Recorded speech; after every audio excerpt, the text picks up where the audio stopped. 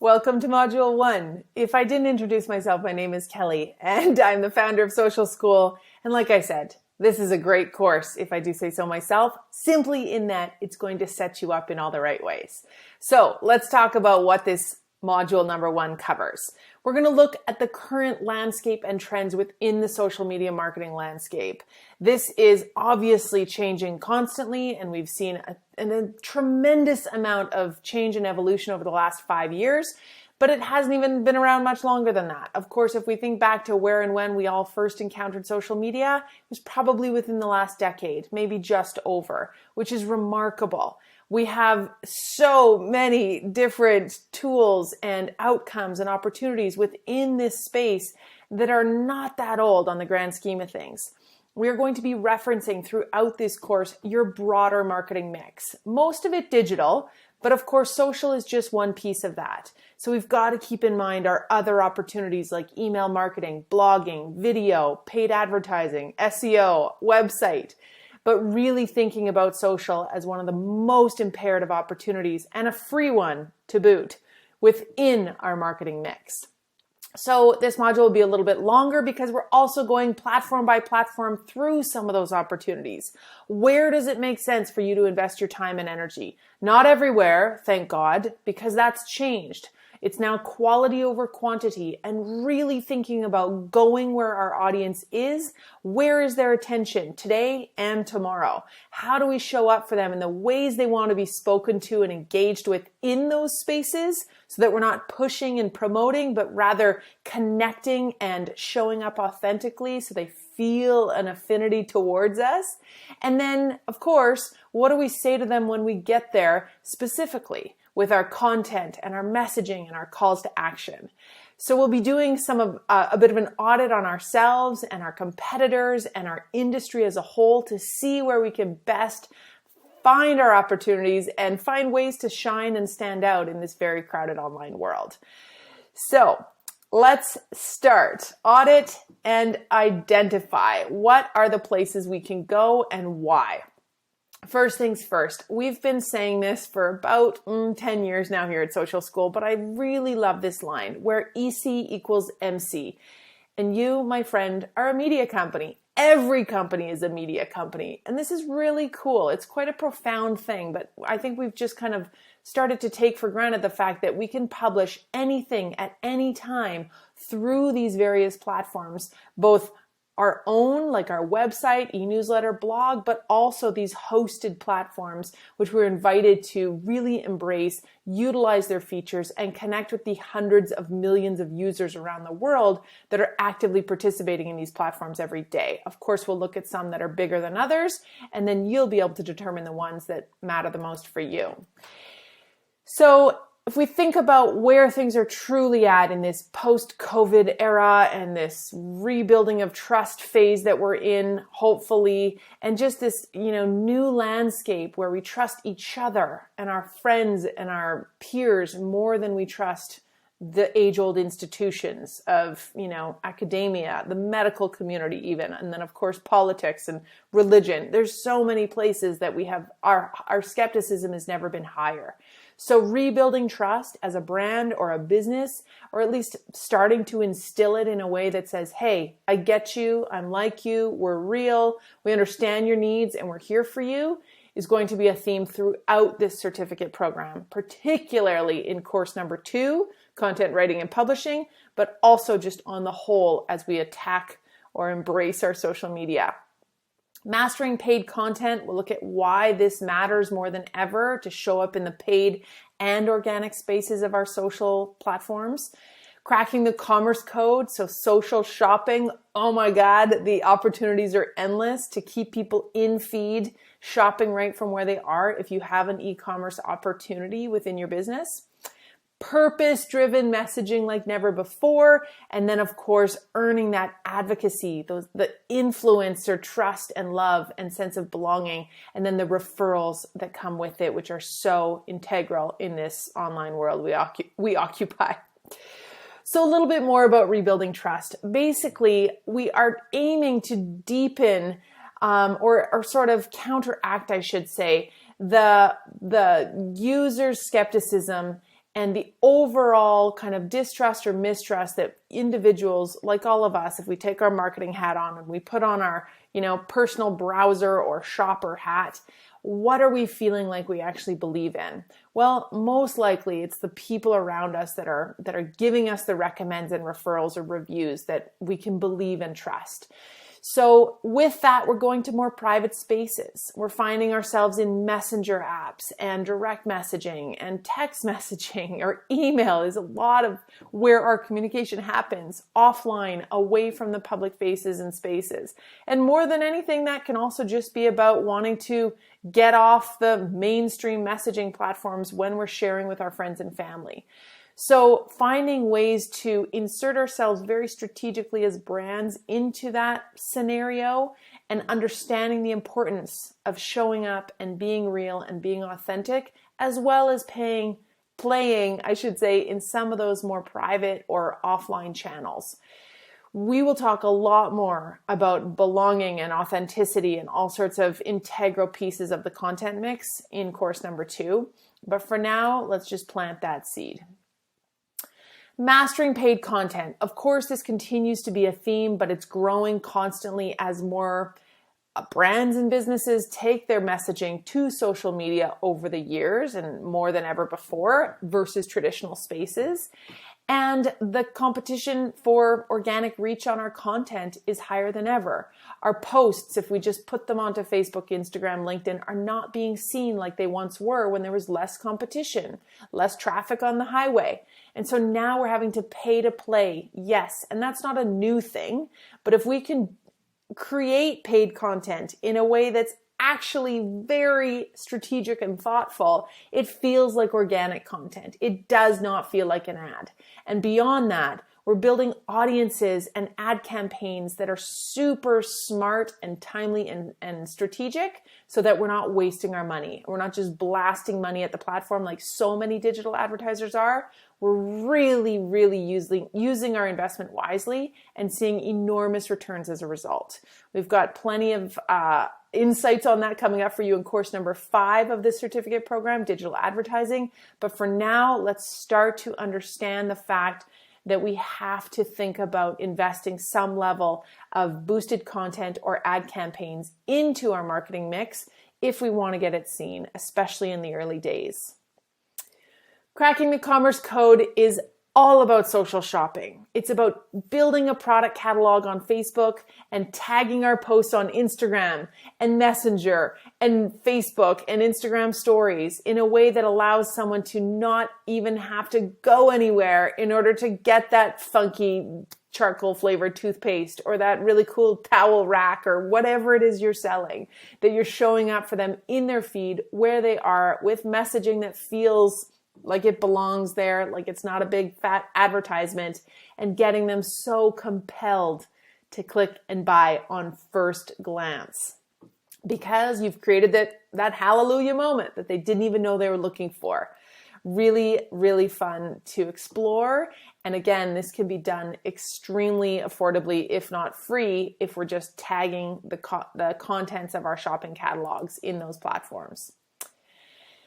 Now, so important, purpose-driven messaging. And this isn't just about speaking to millennials or some of the, stereotypes or assumptions that we often make. This is about speaking to every human of every age group in this era, where we all care more than ever about the people and the purposes and the values and the direction of the brands and the businesses that we buy from. We want to know what you stand for. And it doesn't have to be so contrarian or polarizing or left versus right. Most of us don't need to be that, exposing of our views. But we do need to show that we care about something, whether that's people or environment or politics, or what can we wrap our heads around that's a little bit more real and less surface level than just our products and services. Who are you? Do I want to align with you and invest my time and energy and money with you? And then also my referrals and my reviews. So when we know our purpose and as a brand, and then we can find ways to insert it into our content and copy. We're going to show you how some brands have evolved, even just their bio statements over the last couple of years. we can really start to attract our people or the right audience in a highly effective way, and very fast too.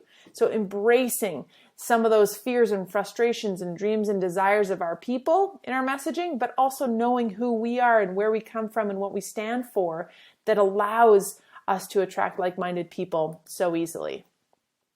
As a result, of course, the Shangri-La, amen, we got there. Advocacy, influence, referrals. Well, now we're leveraging the power of the internet, the power of digital, where we're not just practicing handshakes and in-store sales and one-to-one conversations, phone calls, and sales interactions. We are leveraging the power of online, where one fantastic customer experience or content engagement or moment of delight can be snapped and reviewed and shared far and wide and done at scale.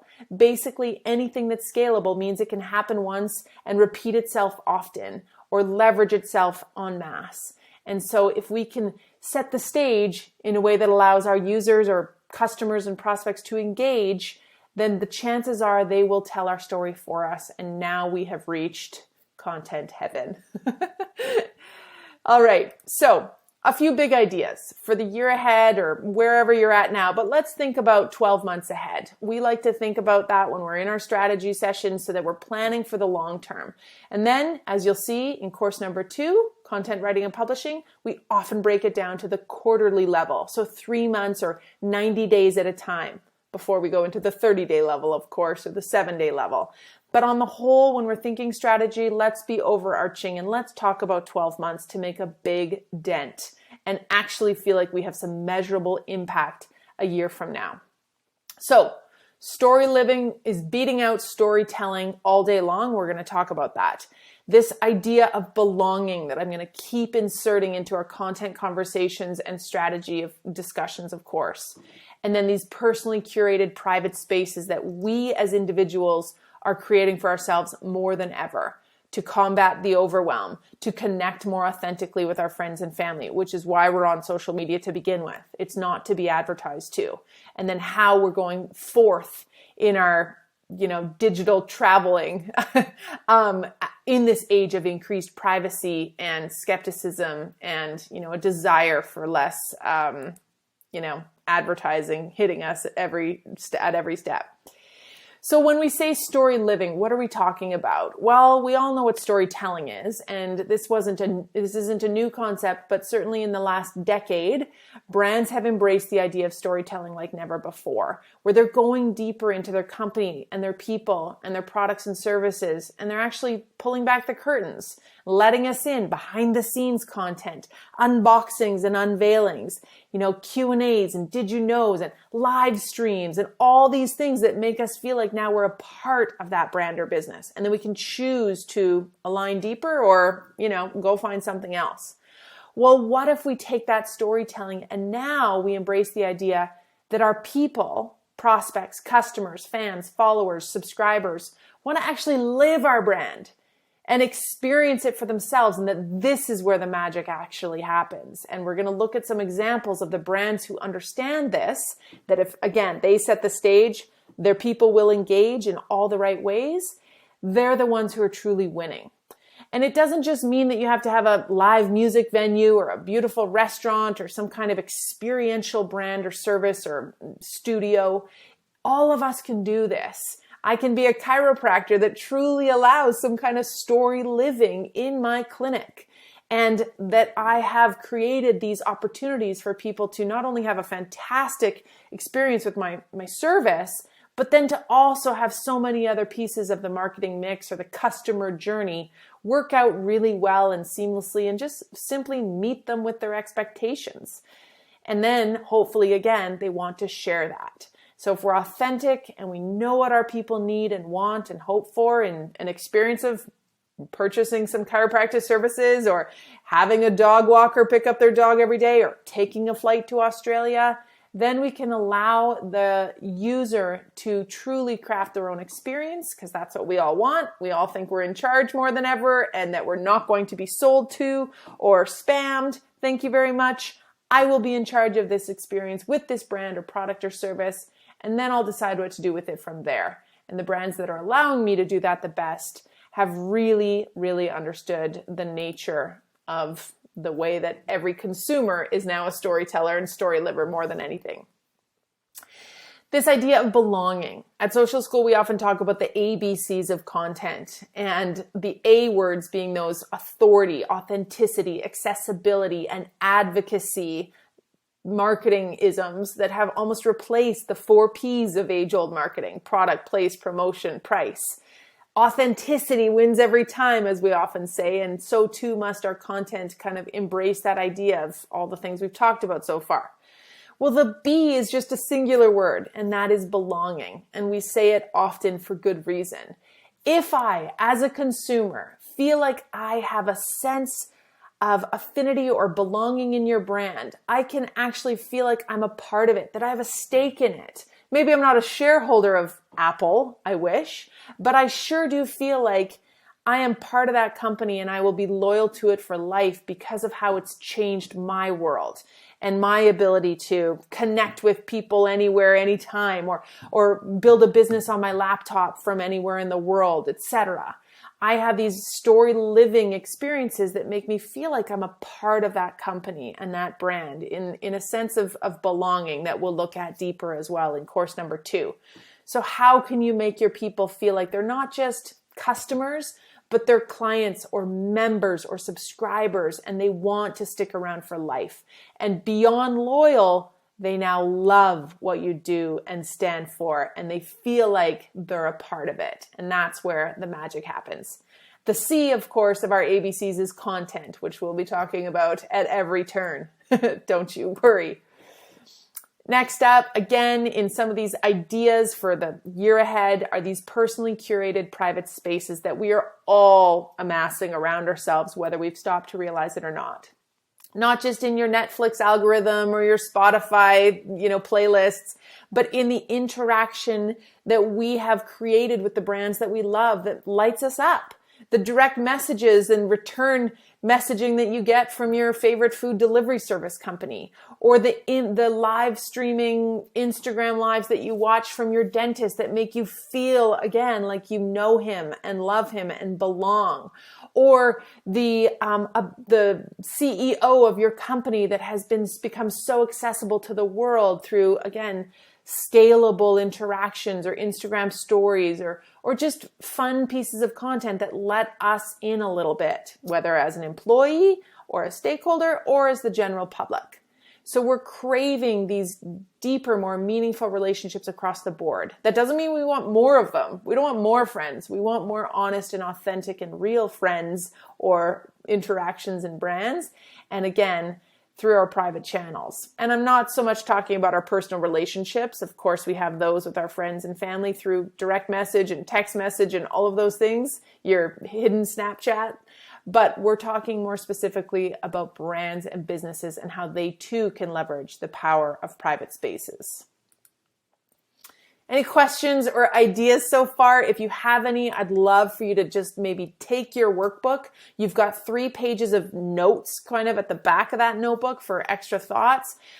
Take a moment now before we dive into our big platform overview, platform by platform, and just think about any of these things that you've that resonate, but that you've seen in the real world of brands doing really well. Case studies and real world examples are the most powerful tools for us to see these things activated.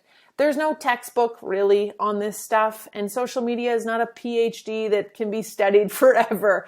It is learned and honed and iterated and optimized in the real world spaces, and brands that understand it and have the creative minds and the courage to activate some of these things in really clever ways are the best learning experiences for all of us.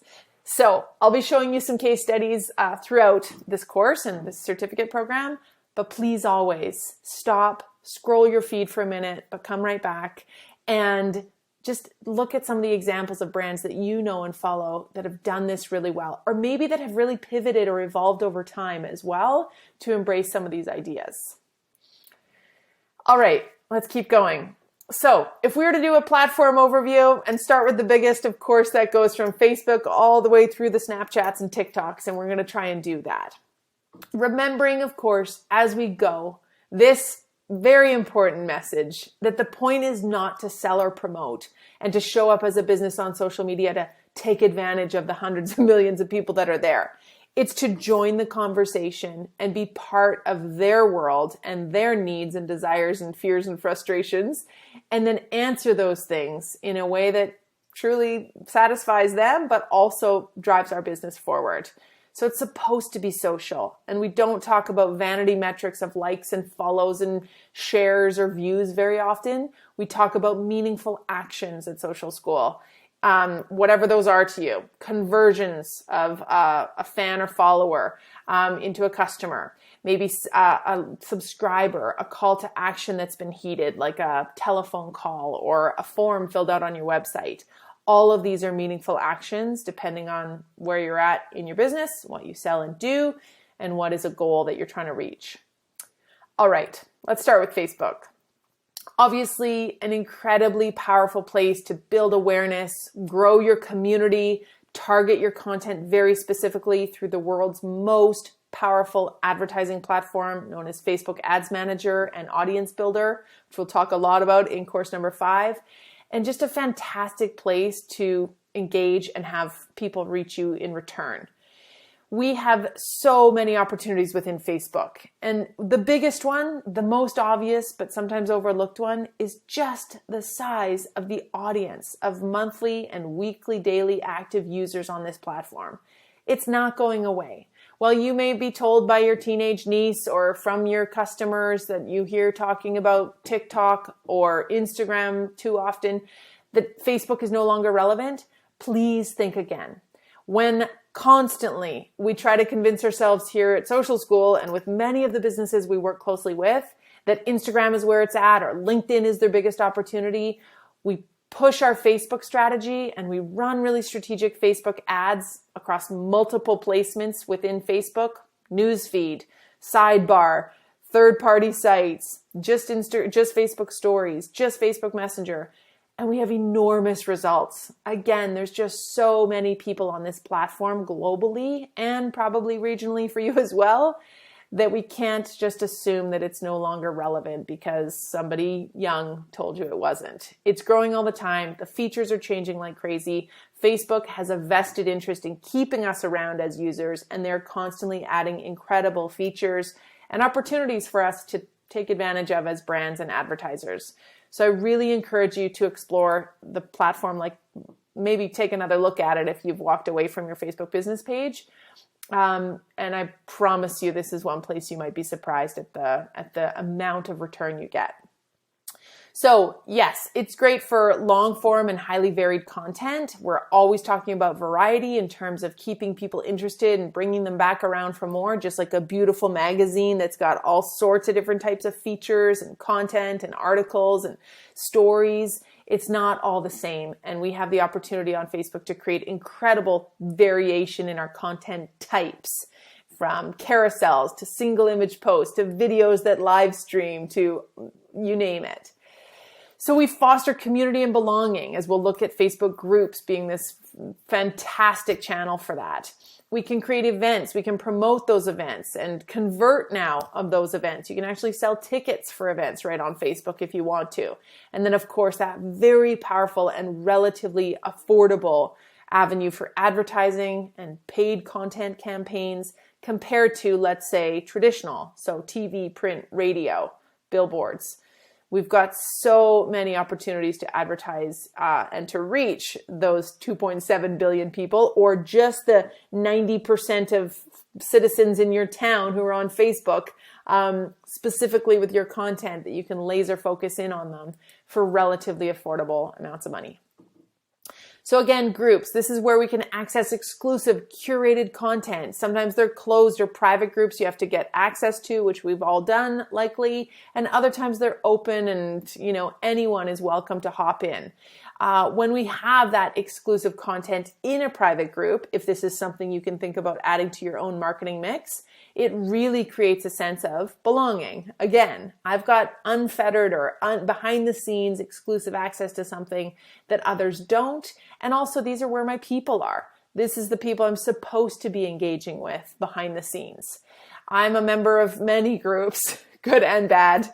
Sometimes you have to check your notifications on the neighborhood buy and sell group you somehow joined along the way. But I'm also part of some very strategic business groups where their group is even bigger than their fan base or the followers of their business page, which is really unique. And they use the Facebook group, especially when it's exclusive or private, to have behind the scenes conversations or additional support or, again, exclusive access.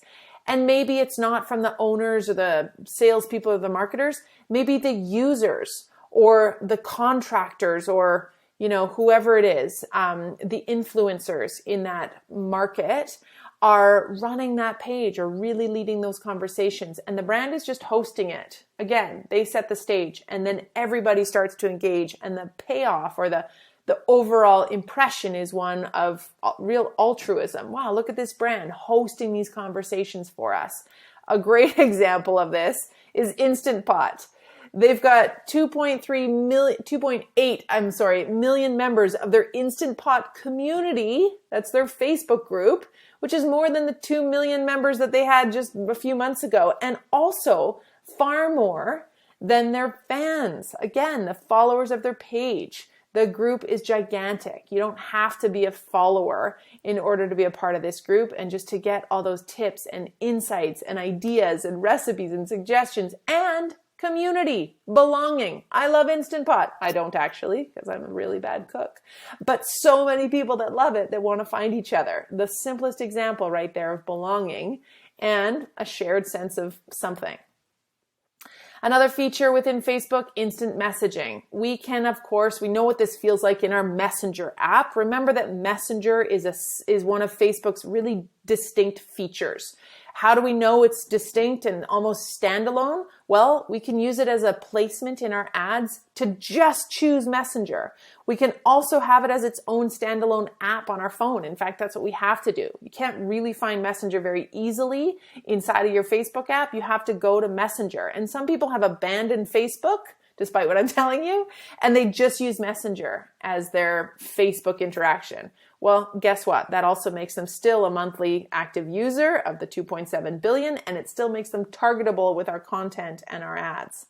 But even better is that we can use the instant messaging feature within Facebook, and thus it's a piece of Messenger, Facebook Messenger, and we can add it to our websites. They have made this beautiful free chatbot for us. You've seen it on some sites. Sometimes I'll be on a giant site like WestJet, and I'll see that their chatbot is actually run by Facebook Messenger, which is super interesting. And they do it for specific reasons. Obviously, that's where they're getting the most engagement, and they don't want to have two different Messenger bots going. So just something to consider, and it's all found within your Facebook Business Suite environment. The ability to create a Messenger bot and answer Q&As and FAQs, etc. Next up, of course, we know about the newsfeed and we know about posts for the most part, but a lot of us aren't taking full advantage or leveraging to the fullest the varied content opportunities of those posts. And there are so many post options today, as we know, but maybe you need a reminder.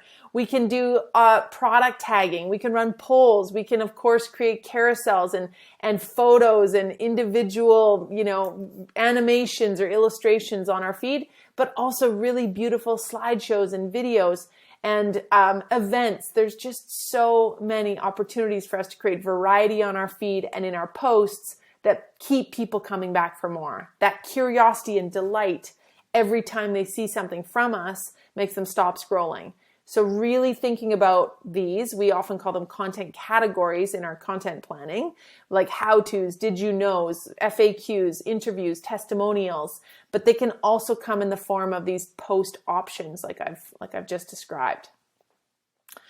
Creator Studio, Live Producer, these are two additional features within the Facebook Business Suite environment. And if you don't know what that is, we learn all about it in course number 5, but business.facebook.com. you've got to create a Business Suite account right away. This is where you pull your page in, you create your ad accounts, you add your people that should have access that you can remove or add very easily. So it's no longer about passwords, it's about access within Business Suite. And then there's all the features that come with it that aren't just in your business page, like Creator Studio, which has come a long way and now become, at Social School, our favorite content planning and scheduling tool for Facebook and Instagram. The best part is it's free. We're going to talk more about that in course number 2 when we look at automation and scheduling tools, but it is a really fantastic tool. Likewise, Live Producer. If you're shooting any kind of Facebook Lives, you can schedule them, you can pre-promote them, you can tee them up in advance and schedule a bunch as a regularly recurring broadcast on your own channel that then you can promote or sponsor those posts after the fact to get replay traffic. Sky's the limit. It is a really cool place within, again, the Business Suite. So Creator Studio has both your Facebook interface and your Instagram interface. And the idea here is that we're able to schedule, well, first of all, craft and plan, then draft, and then schedule our content. We can even pre-boost it so that the moment it hits the news feed, that algorithm picks up on the fact that there's $10 behind it or $40 behind it over a 6-day boost to this audience. And it's going to light on fire the moment it goes live.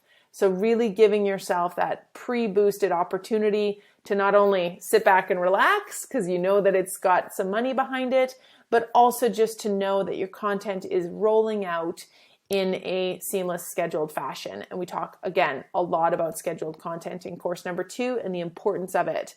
Because as we like to say, live on the fly content keeps it real, but scheduled content makes it happen. And we want to reach our users and our audience when they're online, not just when we are. And then, of course, the inbox, one of our favorite final features here, is the most comprehensive, seamless way. It's an all-in-one environment for handling all of your direct messages, your comments, your Instagram messages, your Facebook messages in one place within Business Suite. It's called Inbox. It's amazing. You don't have to sit there on your phone and find your comments on your posts. You can find them all in here and then seamlessly engage with everybody for 10 minutes at a time per day and then walk away. Amen. Events, nothing new here really. I mean, they've added new features along the way and of course ability to, like I said, monetize your events or promote and advertise your events, but really powerful if you're using this as part of your marketing plan because events are becoming a bit under-leveraged and underutilized. So thinking about ways to create a virtual event or maybe you've got live or virtual events already happening in your business and you're actually then also, of course, cross-posting or creating an event in Facebook and Instagram because of how many opportunities you have to then promote and leverage it from there. Stories and lives, so powerful because it's that ephemeral, momentary or temporary content. Lives, not so much, but again, they're so real and raw, like stories, which only appear for 24 hours. And now, of course, we have Facebook stories as well as Instagram stories, all copied from Snapchat. And it allows us to create this micro video or longer form video if your live is a bit longer, but really connecting with our audiences in ways that is a little less curated. That real and raw content that they're looking for, that authentic view of ourselves that they want. And then insights. We, of course, would be remiss if we didn't talk about the analytics and the data and the insights behind our content efforts in Facebook. And it is all here. You've got endless metrics to review and benchmark over time and optimize or focus on. Of course, we have to remember that within the social media landscape and website and Google Analytics, there are so many metrics or data points for us to monitor and try and improve upon. And I can't say this enough. It is so important for you to find 3 to 5 that matter to you. What are the metrics you're trying to improve upon in the coming year or even quarter? and pay attention to those. And again, let's try to not just have it as follower counts or page views, but conversions and actions and engagements where we know that our content's actually doing something. We don't just have a bunch of blind followers or subscribers. So knowing where to find those insights, of course, is one thing, post by post or maybe platform overview, and then reviewing them and visiting them regularly. We have a social insights course inside our 360 series that covers every type of social media insight and data point you could want. And I encourage you to check that out if you need more in that regard. And the point here is that we're also, as marketers or business owners, trying to prove our worth. I love this side of social insights, is that gone are the days where we can't actually pinpoint what social platform, let alone what individual post, moved the needle for us. We can track that all backwards so precisely today with tracking mechanisms from our website that connect back to our social posts, and talk about a way to, again, prove your worth, grow your budget, grow your team as a marketer, when you can say, we were responsible for X amount of revenue and here's why. This campaign cost us $10 and we sold $100 worth of goods. 10x return. Amen. Really quite neat. And that's where sales and marketing, as we say, are so intertwined. Marketing does not exist in isolation anymore from sales.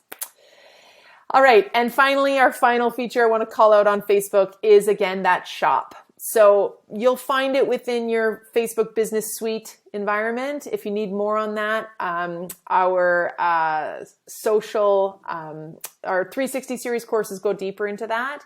In particular, paid social, I believe it's course number 205. It really does set up all of your Facebook Business Suite features, including your catalog. But if you can find it within your Facebook Business Suite through Commerce Manager, and then creating your catalog, and then again tagging those posts in Facebook or Instagram or your ad campaigns, amazing. It takes a little bit of doing, but once you've added that first product, you're on a roll. There's plenty of support from Facebook along the way too. So I encourage you to check that out, because as we've said, social shopping is where it's at. And so many people globally are now doing this like crazy. And the people that have really embraced this new world we're living in, the way forward after COVID and everything else, are those who have understood how to leverage the power of social shopping or e-commerce in general. All right, moving along to Instagram. I want to say everybody's favorite, but not everybody's favorite. We know that it's growing like crazy. It was a big deal a few years ago when Instagram crossed the 1 billion monthly active user threshold. That's a big deal. Not everybody can reach 1 billion users, that's for sure. And because it's owned by Facebook, as has probably become obvious by now, we get to leverage a lot of those same powerful features, and particularly the Facebook Business Suite, which probably will change its name at some point to be more intuitive, that it covers both Instagram and Facebook. But there's so many tools within Business Suite that are going to make our Instagram business activities better. From, again, social shopping. So we create that product catalog in Facebook Business Suite, and now we can tag our products in our Instagram posts and stories. We create audiences in Facebook Business Suite, and then we can run incredible ad campaigns across Instagram, just on stories or just on reels or whatever we prefer. So Instagram is adding to its features all the time. In fact, it can be a bit overwhelming. There are numerous conversations that we have every week at Social School with small businesses and big ones, but especially those who are just trying to develop their strategy, that have a sub-strategy of Instagram within their broader social media strategy. And the reason for that is because of all these bloody features. We have, our plans for the news feed and what we want our feed or our grid to look like in Instagram. And then we have our reels that we have to take care of, which is our, live video that's kind of short and sweet, real and raw. Then we have our stories, which are those 24-hour disappearing stories and the highlights that we pull out of them and we pin to our profile. Then we have lives and what was called IGTV before, which is now just our longer form video for Instagram. And rest assured, there will be many other more features constantly added to this platform. So if you're so inclined and you're just wanting to focus on Instagram, that's okay. Use those features as almost individual platforms. So when we're planning out our strategy here in the coming modules and minutes, and we're talking about, okay, I'm going to really hone in on Facebook, Instagram, and LinkedIn in the 12 months ahead. Maybe you want to say, no, I'm going to focus in on Reels, Stories, and video for Instagram because that's where my people are. And I'm going to leverage that like crazy and then maybe create some LinkedIn and blog or Facebook posts out of that. No problem. Just depending on, again, where your audience's attention is. And we get this from our data insights and analytics. We get it anecdotally from listening to our people and seeing where they are. And we get it from traversing the platform and just being a user and a voyeur ourselves and seeing what other brands are doing on Instagram and what's working in our minds and from their successes that we can actually physically see and maybe trying to replicate or duplicate some of that same content, those ideas or those platform specific focuses, and just running with Instagram like crazy. It's really fantastic for visual content. We know this, both whether you're doing a super curated feed or something a little bit more engagement based, that's a little more raw and less perfect, up to you. We'll look at different examples of both. Video content of all kinds lives so well on Instagram because as we're scrolling our feed as a user, we see it autoplay. I can hop into Reels and see these crazy fun little mini videos. I can head on into Stories and see the same thing of people living in the moment, and it's all there. So behind the scenes access is top shelf. Storytelling and getting to know the people behind brands and businesses who are using Instagram well is second to none. And we can do all of these things. So let's look at a few opportunities that really stand out as features or places within the platform that we need to focus on. Number one, your bio. We're going to be writing better bio statements and about statements in course number 2 that really speak to the needs of our customers. They don't talk about all our accolades and where we went to school and how important we are. They speak the language of our customer or prospect, and they solve their problems immediately, or at least within the 6 seconds of attention they're going to give us. So this is our place to shine. And there's many different types of great bios out there that we could look at. I encourage you to look around at the brands you follow and see what they're doing in their bio. And then of course their highlights, those little circles where they're calling out or pinning specific Instagram stories to different categories, and they're called highlights. And it's a way for us as users to immediately dive in and get to know them again through stories that they may have posted in the past. So our feed is like our other website. It's our social search results. I'm sure you can relate to the fact that if somebody tells you about a new restaurant to try and you go to their website or their Google My Business listing and it's just like a, couple photos and there's not a whole lot of reviews there, well, I'm going to head over to Instagram stories to get a glimpse inside, Instagram, their feed, to get a glimpse inside. I want to see what this restaurant looks like. Is this for me? Is this what I'm after? Are these the people I want to engage with? Is this a kind of brand that makes me feel like I belong? Same with the house cleaner that I'm thinking of hiring, or, the dog walker, or again, the dentist, whatever it is. Who is telling us who they are today? What have you done for me lately in their Instagram feed or any of their social feeds, but in particular Instagram because it's so visual, versus what their website is saying about them. That's like a business card. Our website has to be great. Don't get me started. I love talking about websites and we have many courses for that. But really that's your kind of permanent look and feel. We change it up a lot, yes, and we add to it all the time. But that's what I've designed. That's what I've created, and it's very static. Whereas my always evolving feed is, again, what have you done for me lately? Who are you today? And do I like what you have to say and offer? And of course, we bring our content pillars and categories to life through our content posts, which we'll talk a lot about towards the end of this course, and in particular in course number 2. So stories, I've mentioned them already, but we know what these look like. Many of us just live in stories. I just spend my time turning on story number 1 and flipping through the stories of the people and the brands I follow to see what they're doing today, as opposed to scrolling my newsfeed endlessly for a singular post.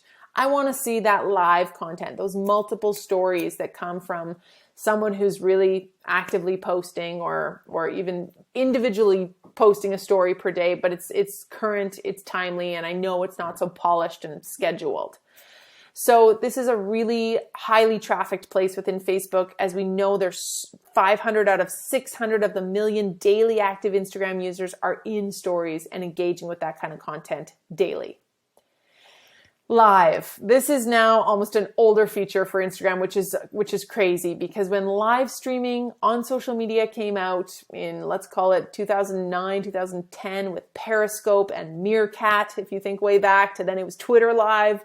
Now it's a norm, it's a given, but don't underestimate the power of it. We get notifications when someone that we follow is going live, especially if they bring in a guest or multiple guests now. So you can have these like really beautiful kind of group broadcast environments that feels like you're part of the show, or just someone behind the scenes, again, giving us a glimpse into their day-to-day life in something that's a little longer than a story, a little 10-second clip. So show up when your audience is online, go live if you can. We'll talk about some of our content categories. We'll hopefully inspire some live stream ideas for you. But again, that behind the scenes, ask me anything, top 10 things, all these ideas that let people get to know you a little bit better and showcase your personality in a way that's not so buttoned up is awesome for your content and your business as a whole. I don't care what industry you're in or how polished and corporate you may be. IGTV, now simply called video, as we mentioned, is basically the long form video that you're creating for Instagram that can live separately or within your newsfeed that allows you to go long. And again, maybe it's not live, but it's pre-recorded video, or it's, something that you're creating through clips or other mediums that you're adding into your newsfeed as another piece of who you are. And these can again be really done well, especially as vertical video, because they show up so well in our mobile phone environment. So an incredible opportunity if you're not already creating long form video or video in general. There's short, medium, and long form video opportunities within Facebook that we need to think about. Speaking of, Reels. Again, was a new feature, but now that feels like years ago because, as we know, new features are added all the time. But Reels are still getting a pretty decent amount of preference by the algorithm. And if you don't believe me, go into your Explore tab of your Instagram account and just see how many Reels you're seeing. And you'll note them by that little Reels icon beside the gal's elbow there. And people that are posting Reels are getting a whole lot of organic reach. And Facebook has said this. They want Reels to shine. The coolest thing, or my favorite thing about Reels, is the video editing software within Reels. You don't have to go over to some Animoto or third-party tool to edit a bunch of clips, photos, copy, text, music together. You can do this within Reels, either from clips that are in your photo reel or from, content you're filming in the moment that you just add to and create this 30 or 60-second reel. Very, very cool.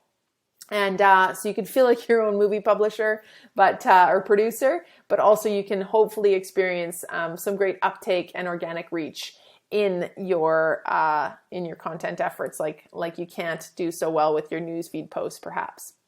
Quick replies. This is something that we can set up within Facebook Business Suite in Inbox. If you didn't see it earlier, there's a spot there for instant replies and automated messaging. And this is just a fantastic place for us to create quick replies and answers to FAQs within our Instagram account as well, because many of us have the same question coming at us all the time. What are your hours? What's your address? How much does this cost? Okay. Moving along, platform number 3 that we're focusing on is Twitter. I won't spend so much time on the ones ahead because Facebook and Instagram are, of course, sort of our biggest opportunities for most of us. But Twitter is still quite substantial. And we know this because it's where people go for news. There are 330 million monthly active users and constantly new accounts per day. Plenty of daily active users, making this the 9th largest social platform currently. And we know that it's been around a long time, established in 2006. It's one of the originals. And it doesn't have the same type of algorithmic filtering that your Facebook, Instagram, LinkedIn accounts do.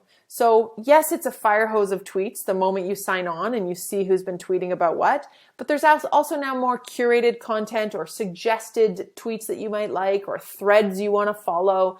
There's new advertising opportunities. There's a new paid Twitter Blue, which it's an account that allows you to more carefully curate your experience on the platform. And all in all, there's just so many people that matter in the world. Well, we all matter. I shouldn't say that.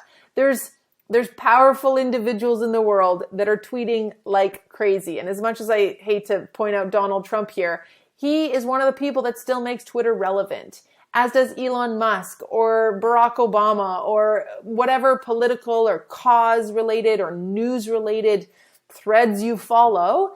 This is where people go to create that news or to broadcast it fast, just like we always have.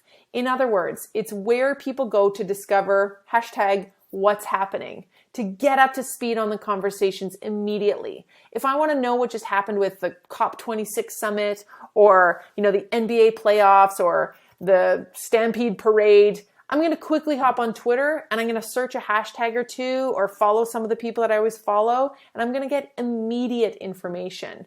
And that's not just to be in the know about my chosen areas of interest. It's to then ideally turn that content or that information into my own content and step into the conversation and be relevant. News hijacking, or at least piggybacking, so that I can then repurpose that article or that news release or that new interest rate announcement into my own blog post or e-newsletter or whatever it is. So curating your news from here and your ideas, your content jump off points is also just simply fantastic. And there's ways to easily just follow what you want to on Twitter, particularly through hashtag searches that keep you aware of what's happening in your industry so you can be in the know. As we say, you have to know the news in order to make news, and not just make news headlines, but truly make news to your users and followers and be relevant and be a thought leader. So 80% of users are posting using their mobile devices. That just shows to how quick and the speed of Twitter and how prevalent we have to be if we choose to be on that platform. And again, 83% of the world's leaders are on Twitter. And I point this out because we're talking about newsmakers as well as CEOs and government leaders and whatnot. But I point this out because in the same way that we, drift to LinkedIn to find the world's professionals, we go to Twitter to see what those in the know or that are leading us in our various parts of our lives are saying and doing. And that's important. So other aspects of Twitter that are important and worth considering is that, this open channel of communication that's it's fast, it's relevant and timely.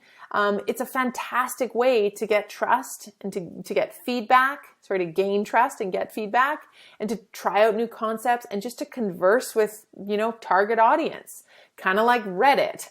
I'm on Twitter while my husband's on Reddit just to see what's happening and what people are saying about a certain thing. It's the best kind of ear to the ground form of social listening that many of us are able to find. So, and then adding and inserting your 2 cents in there, your personality or your insights can go a long way at quickly establishing you as a go-to, person in your field. Beyond that, we can get really localized with Twitter. There's newer sides of Twitter in the last 5 years, like, author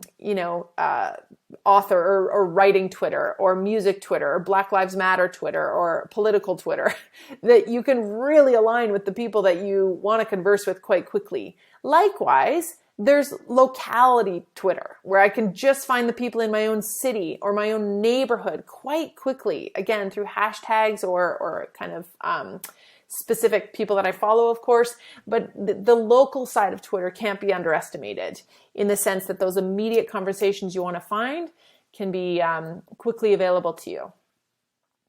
An example of this, I suppose, is, and some of the collaboration aspect is the other thing I want to point out here. In Alberta and in Calgary specifically, what we've seen amongst the craft beer community, which is very big in our province, is an incredible amount of collaboration. And I do happen to know that some of these relationships were forged out of necessity because they wanted to, be a part of the energy of the craft beer community. But really what we're seeing here is that partnerships, collaboration, and sort of I scratch your back, you scratch mine idea has taken them all so much further than if they were to, keep their eyes entirely in their own dugout and want nothing to do with each other and only see each other as competition. So again, the spirit of locality, collaboration, and like just relevant, timely news about an industry where they're all sharing and playing together has done really well for this particular industry in our area. The beauty of brevity. This is, if you're someone who can write short and sweet and you've got plenty of sound bites or taglines in your head, great, you're going to shine on Twitter. We did see the platform go from 140 to 280 characters in post length recently, or well, within the last few years. And also just the increased use of people taking advantage of threads. So you can now create one tweet and add to it and have it really easily show up in a series of tweets. You don't have to necessarily number them anymore or have them get lost and then show up in the wrong order on your feed. You can create a thread that people can click on in one single click, and they can see that you've actually got 10 thoughts to that thread, but it's still written in a really tight and bright way that's so easy to digest. I love reading threads because you're going to get 10 little sound bites from someone that all relate to each other, and then it's like you just read an article, but in a series of 1 or 2 liners. So brevity cannot be overstated in terms of our attention spans and our need for headlines and sound bites versus sometimes long form articles. And this is where, again, Twitter is so, so powerful. We've got magazines that are doing really awesome things on Twitter. And I've always loved looking at magazines and how they're basically taking a feature story of the month from their print edition, perhaps, and they're washing all their social feeds in that feature story, from their profile banners to, some of their pinned tweets. And they're using Twitter in particular as a way to kind of showcase that theme of the month or that product or that season or campaign really, really well. And beyond that, just the variety. You'll see even in these examples of tweets from Inc. magazine, how compelling they are. And some of the content categories and pillars put into play. And we'll talk more about those in the coming modules and courses.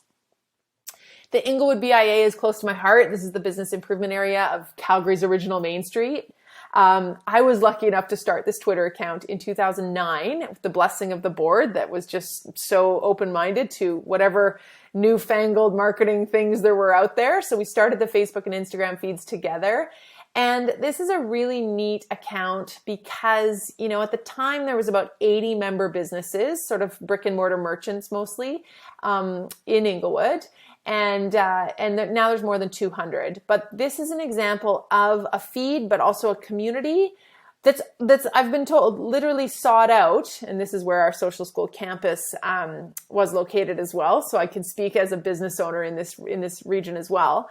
But it's sought after and sought out by people who see what's happening online. I'm talking about business owners, and they want to be a part of that collaborative online environment. Truly, they know how powerful it is. There's a reason we were named Canada's best neighborhood by the Urban Planners Institute. And it wasn't just because of the nice Main Street and the historical features. There was so much collaboration and community going on behind the scenes in the digital environment that does play out in foot traffic and sales and success of these merchants. It goes a long, long way. And the fact that everybody knows each other's Twitter handles and they're all supporting and sharing each other's content is really quite cool.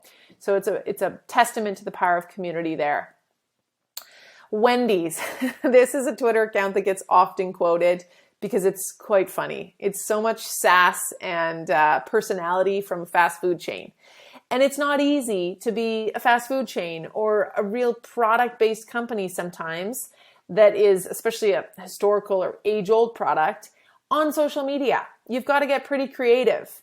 Look no further than Sharpie or Oreo or Wendy's or Charmin toilet paper, like just some brands that have had to take some risks in order to stand out in this commodity market that they occupy, where consumer goods, take them or leave them, and they all feel the same. We often talk about Ivory soap that at one time, well, for about 90 years, had a stranglehold on the market. and a lot of spin and ads that we now look back on and we really raise an eyebrow to about just how white your child will be after they wash with Ivory soap. Some shocking things. But the point being that they had this real monopoly on the market and didn't evolve fast enough. Look at Sears catalog, where they could have been an Amazon or more of a online retailer than a mail order catalog.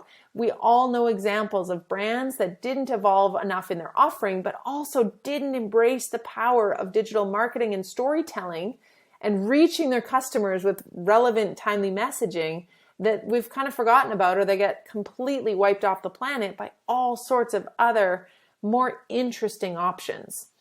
So Wendy's, I encourage you to check out some of her tweets. Really clever people behind this account, and kudos to the company for being brave enough to take a stab at McDonald's every other day and just be, quite hilarious in their responses. And speaking of, purpose-driven marketing or value-based messaging, which we'll talk about again a lot, defining your values and purpose and tone and voice in course number 2.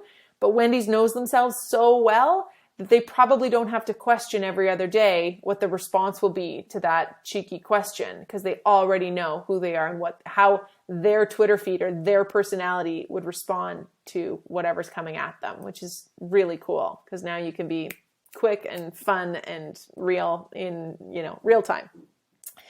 LinkedIn. Let's go there next. So this should, truthfully, in my preference, this would be number 2 platform right after Google My Business, which is coming at you next as maybe my favorite because it's such a huge untapped opportunity. Likewise, LinkedIn has a lot of users. It is the top social network for industry news and connecting with like-minded professionals and finding those in your industry, the conversations and the conversation makers that should be relevant to you. But it is also a huge untapped opportunity, and I'm going to tell you why. Yes, there's a lot of monthly active users and it's growing all the time. This is Microsoft's darling platform. It's their sole social media platform. Obviously, they want to compete and they earn enormous amounts of revenue from the advertising side of the platform, which is growing all the time. And so they are investing in it like crazy with new features, new opportunities, and then again, really powerful reach abilities through their paid content platform.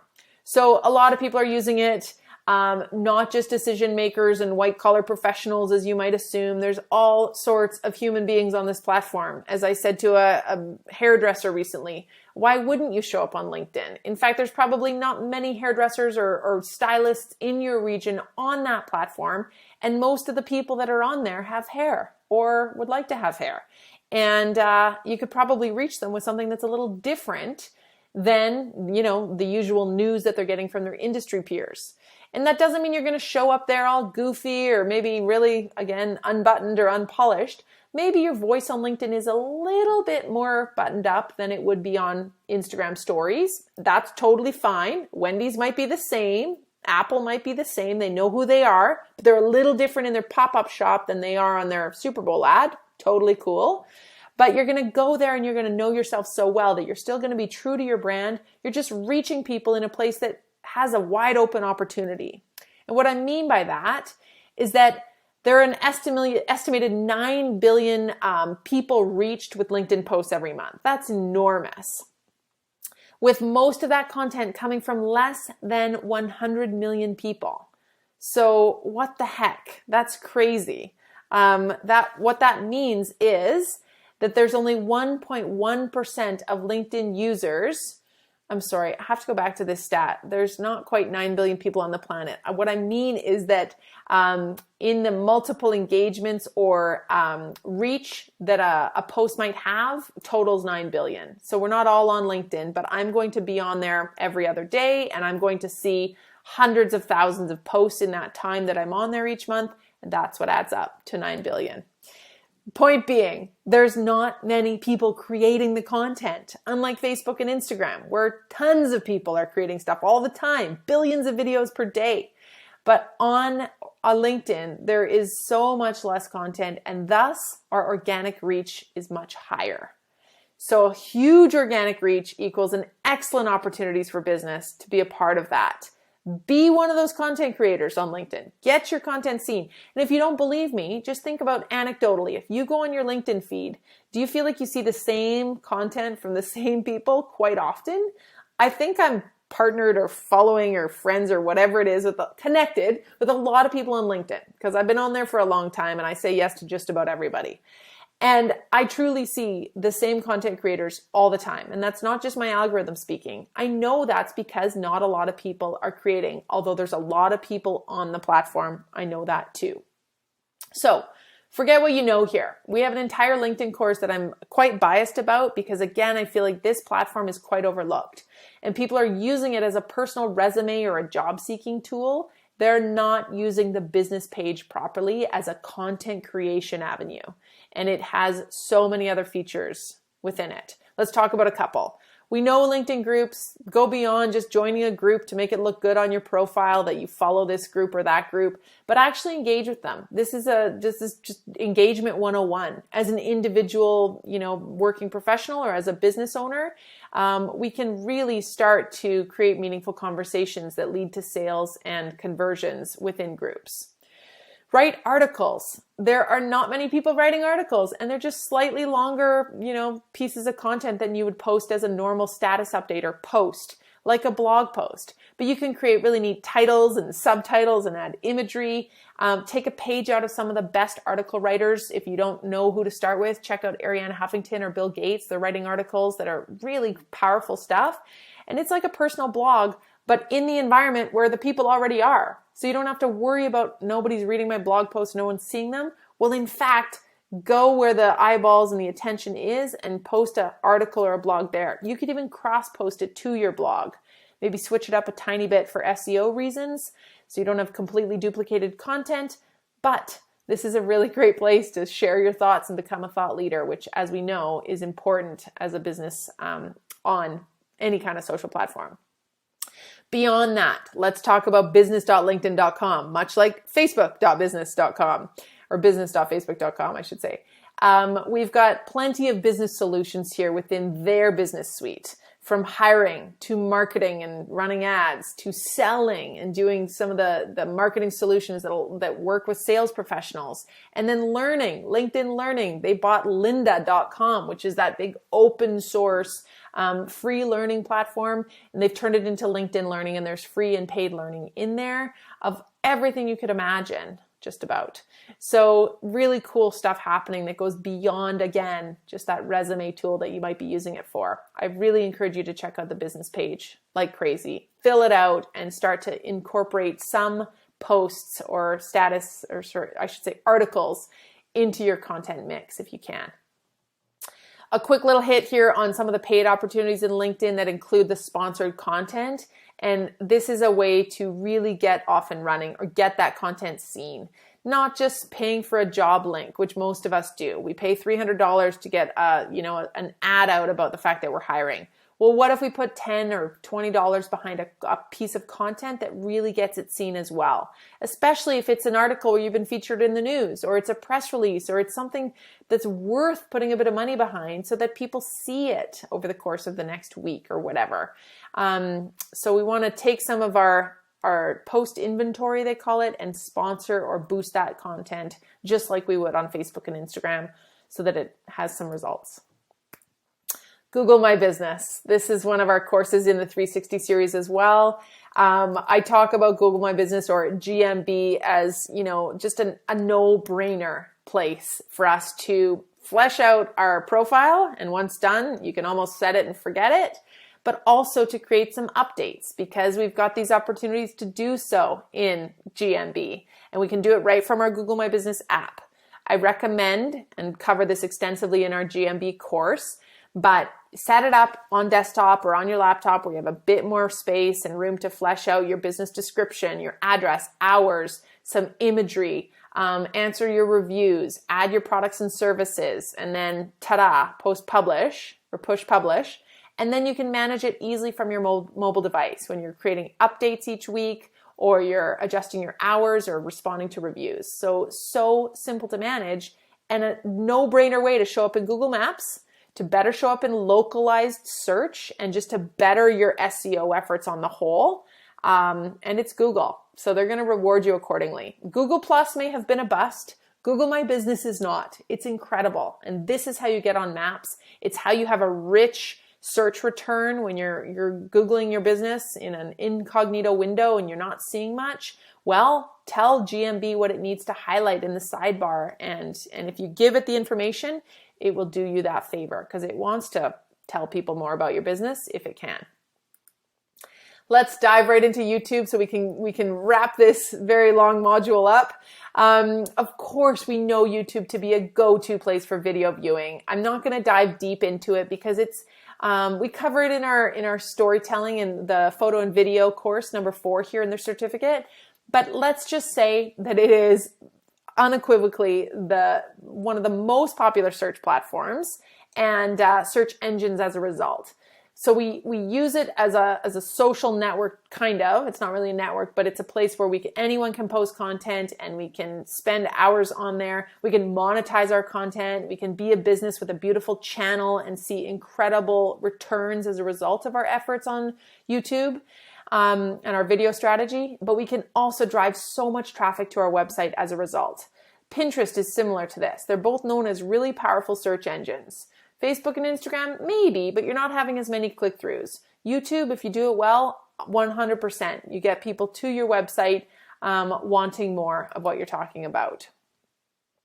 TikTok, obviously not going away anytime soon and more relevant for some of us than others. But if you're unsure about this, there's 2 things I want you to do.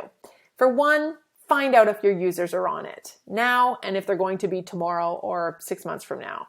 Who are your people? And is this a platform that they're utilizing? And do you need to show up there one way or another as an individual or as a brand? Just a little bit or a lot? Really polished or completely unbuttoned? Maybe not completely. And then the second thing I want you to do is spend some time on the platform. You don't have to create a thing. Just be a voyeur for 2 days. Spend your weekend getting to know TikTok and what people are doing. And that is the fastest way, I was going to say, to decide if you love or hate it, but to find inspiration on it and to then know if it's for you or not, or if you could see yourself in your business kind of stepping into that conversation. Read articles about LinkedIn, see who's using it well. At the end of the year, there's always roundups about best TikTok campaigns that we've seen in the past year, or brands using the platform really well, etc. And then you can decide if it's for you or not, but it's not going away. It is enormous among younger audiences, and it is, in a lot of senses, replacing or outshining Instagram and Facebook for certain audiences. Pinterest, as I mentioned, which is a little bit more of a polished platform, has always been a place to find inspiration, to go for planning, to go for now shopping, before you make a purchase, before you dive into a brand, before you paint your walls. How can we show up there as brands? Well, again, there's a big organic opportunity here for many of us who don't have a lot of, advertisers showing up on our Pinterest feed, and we're seeing the same stuff all the time. Great. Insert yourself in there with either organic pins or paid, and take advantage of some of the new shopping features like the product tab, as we're seeing here on Jillian Harris's Pinterest account, and up your social shopping right from the platform. People love Pinterest, and those who use it and go there religiously. So don't be afraid to give that a try as well if it makes sense for you to be there. And finally, Snapchat, don't count this one out just yet. It certainly has seen its ebbs and flows in terms of, opportunity and potential. It seems to have been replicated like crazy by the Instagrams of the world, but it's still got plenty of users who are engaging with it and posting billions of pieces of content per day on this platform. So powerful stuff that makes up all of the social media platform mix. Now, I'm going to repeat one more time that I really want you to think about three social platforms that you can truly invest your time and money in, not 9. You can't do it. Unless you're Nike or a pretty substantial brand that's got several people working on your content and individual content and platform strategies, as most of us, as small business owners or marketers, we need to focus our efforts and feel like we're making a dent versus feeling completely overwhelmed in a plan that's completely unsustainable after a week. So we're going to talk a lot, especially in course number 2, about repurposing our content and what we like to call the nicer method of content creation that allows us to do it in a way that won't drive us crazy. We do it a month in advance, and we use keystone content, which is one great topic that then kind of spills into some of the smaller pieces like social or blog or whatever it is. So rest assured, I'm going to show you the process and the way to make this all happen, but your job is to identify where you should be based on, again, your audience needs and expectations and where you see the biggest opportunity for you to make a difference. All right, let's talk about, in general, a few final features and opportunities here within the platforms we've just looked at and that I want you to think about as we move forward. So the bio, this is obviously, an important piece, but something that many of us overlook like crazy. And we rely on our LinkedIn account as where we post all of the stuff about our business and where we went to school and how great we are.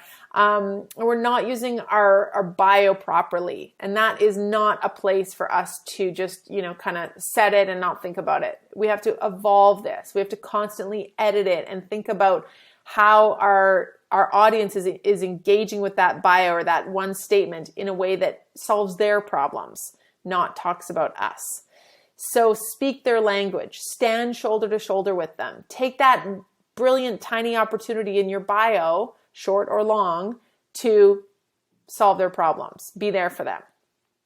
Let's look at 2 companies here. One big, one small. Well, Camp Brand Goods is not small, but they are a Alberta-based company that started with a Pinterest pin that then led to an Instagram post back probably a decade ago that really got them off and running. And they now run a very successful apparel business that's very values and purpose driven. I'm pointing out their bio as it's changed from, this first one on the left was not that long ago. I think I took that screenshot in 2017 versus now today. And a couple things here when we talk about purpose and values and, living in the world we now live in, which is a good thing where we're all a little bit more aware of the things we need to be aware of. They changed their logo. They're no longer using a sort of First Nation symbolism that they got called out on. They handled it really, really well. They have addressed, holes or gaps in their marketing or their messaging and their company as a whole in terms of what they could do better, whether it's with, hiring practices or marketing or just overall awareness of some of the issues that matter to their people. And they changed their logo. They have updated their bio and it's a little bit more real. And as you can see, just in the tagline, keeping you cozy since 2011, over to, just a little bit deeper, quality leisurewear, using words like ethically and sustainably, feel good, look good, feeling good, like all the things that they know their audience needs from them. And they're happy to do it because that's truly who they are. They just weren't being forward enough about it before, in my opinion. I love Connor and Leslie, and I've seen them constantly embrace the challenges at hand or the things that their people are being asked them to speak to or declare their views on. Let's talk about NHL. Probably no shortage of controversy here, but we're hearing about it more often because we now live in a very woke world that's not going backwards. We see everything. Thanks to social, we've got more insights on brands than ever before, which can be not awesome for the brand sometimes, but really good for us as citizens to get to know who we want to engage with and who we want to turn our backs on a little bit and unfollow or unsubscribe. Not that the NHL is that, but I found this remarkable. Same thing. I took the shots on the left a couple years ago, maybe longer than that. And they were pretty generic. It's NHL, unapologetically. This is where you come for hockey. Get your hockey fix. Well, fast forward to today. They're awash in purple. There's a cause. Their about statement is lengthy. Love it or hate it. I think it's fantastic personally because I feel like this is where we all need to be in exposing our values and our truths or our purpose a little deeper for the reasons I've mentioned. But even just like website committing to change, that's the URL in their about. that they're actually committed to being a better organization with more transparency and less, hiding things or sweeping them under the rug, or, some of the traditional beliefs that they've gotten away with for a while, or whatever it is. They have their own issues. But really neat to see how, for one, my point here was about how the bios on Facebook, Instagram, LinkedIn can really say a lot about, again, the people that they're speaking to, but also, just as a side conversation, just how some of these companies have had to shift and become more forthcoming in their values and purpose, which is really cool. Something for us all to think about.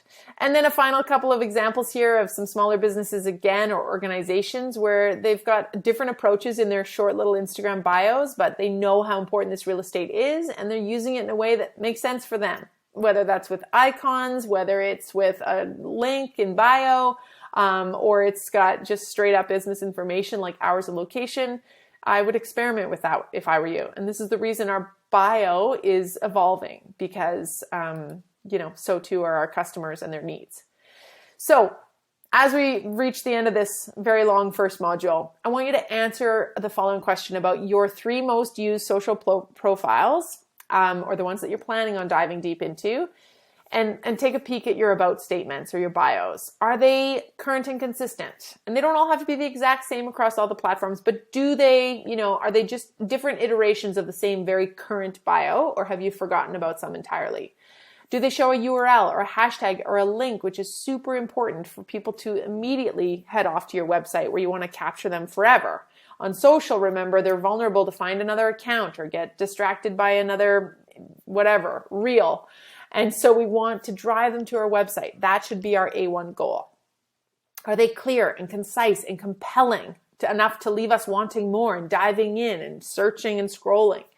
Beyond just what you do, did they describe why someone would want to work with you? Hopefully, because that's the point. I want to know more about you than just what you sell or provide. And then do they entice people to want more? Again, following, engaging, buying, or simply learning more and diving in. So a bit of an audit here. I want you to take a step back and look at what you've already accomplished and where you'd like to go, in addition to your bio statements. What are your key platforms, if you have any? I'm sure you have something going on. Evaluate your current reach and engagement and return. If you can, quantify these things. And the reach and engagement can be seen in your insights from the data section of whatever platform you've chosen, but also the return on your time. Could you quantify this, or are you still in that era where you're thinking like, my God, this takes forever, and I actually can't say that I've moved the needle on my business or my revenue with what I'm doing on social? And if so, we need to change that, because it can make a huge difference if we do it well and we drive people towards what we have to offer. So understanding what's working and what isn't is really important here. Next up, a competitor analysis. And by the way, I'm teeing up all the workbook activities here at the end of this module. Understanding who your competition is and what they're doing really well and maybe what they're not. And think of your competitors as big and small. And then also just look at, other inspirations out there that could be accounts that have nothing to do with you, that you see what they're doing really well. And it resonates with you because you stop scrolling right by it and you think it's really compelling or enticing enough to click on or buy from or whatever. What gets you? Are you like your people and your audience? What do they need? Again, just so much learning that we can do within the newsfeed from other businesses on display. So how do you measure up? Identifying your competitors, both perceived and real, and starting to see their digital marketing plans, again, for inspiration and information.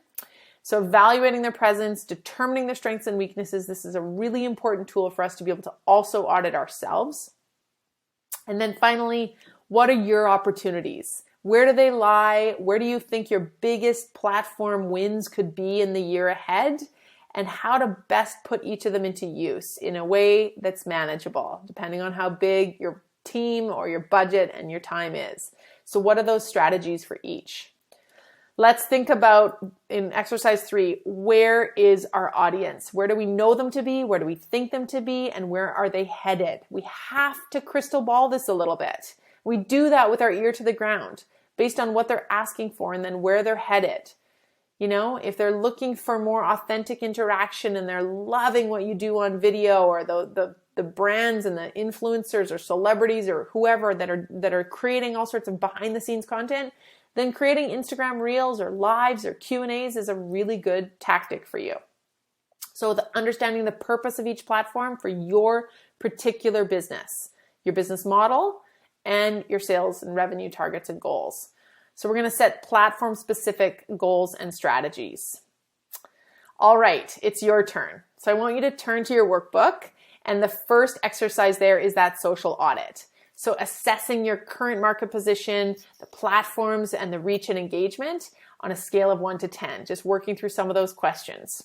And then answering other questions like where should you be and do you have imagery to lean on yet? Or is that a priority that you need to think about when you go forth in, one of your content tactics or marketing tactics? Maybe it's not Facebook, Instagram, LinkedIn. It's Instagram, better photography, graphic design. Maybe those are your big marketing tactics for the year ahead or for the next quarter, so that you have some copywriting and imagery and illustrations or whatever you need in order to show up properly on these platforms. So asking some of these questions just to start us thinking about where we're at, what we need, and where our opportunities lie. Then thinking about our platforms with truly looking at some metrics. So if you can, numbers of followers, likes, views, comments, shares, retweets, repins, what types of content themes or post types are doing really well for you. And very often someone will say to me, oh yeah, people love it when I do this. And they're not so into that. And then we'll look at their numbers and they're blown away by what actually got a big amount of reach and resonance with their people. So please look at the data on this, not just what you think to be happening. And I won't often ask you for those vanity metrics of likes, followers, and views, but in this case, we do need a starting point. And then somewhere to aim higher from. And then, so that was part B of exercise 1. Exercise 2, that industry and competitor analysis. So who are they? What are they doing well? What do you think is their most effective platform or tactic? What's working on you if you were their customer? And then what kind of platforms or posts have you seen that have really resonated with you in the last few months that could be totally outside of your industry? And why? Why was that the case? Was it a longer campaign that built on each other? Was it emotionally charged messaging that really made you think or cry or feel? Was it just something that was super cool and unexpected that you couldn't wait to get your hands on, etc.? And then what are some brands, organizations, websites, online personalities that, again, you find to be really aspirational for you or your company? And if you don't have any that come to mind, spend some time scrolling, and I guarantee you'll come up with a few and be able to describe what it is about their feed or their posts or their content that really works in your mind. And then finally, this opportunity identification. And I know that we haven't gone deep into, the various, factors in overhauling your website and how important that might be, or influencer marketing campaigns or live events and activations. But I'm trying to paint a picture here for you of the bigger digital marketing or marketing landscape so that you can start to think, oh yeah, I actually do need some email marketing going forward. I do need some video content or some of that original photography that we just talked about. We talk so much more about all of the different tactics in the digital marketing landscape in our digital marketing certificate, and particularly digital strategy. But in this course, we need, again, our social media to also fit into a bit of a bigger picture if we can. So just starting to think about scale of 1 to 10, what do you know you need? What are you craving? What are your people asking for? What are you embarrassed by that needs an overhaul or an update? And let's keep building on that theme. So remembering that we can't get creative or be successful on social until we get a bit nerdy and strategic with lots of plans, lots of mapping, lots of auditing and identifying our opportunities, and then leaping forward from there. I will see you in module number 2, and great job.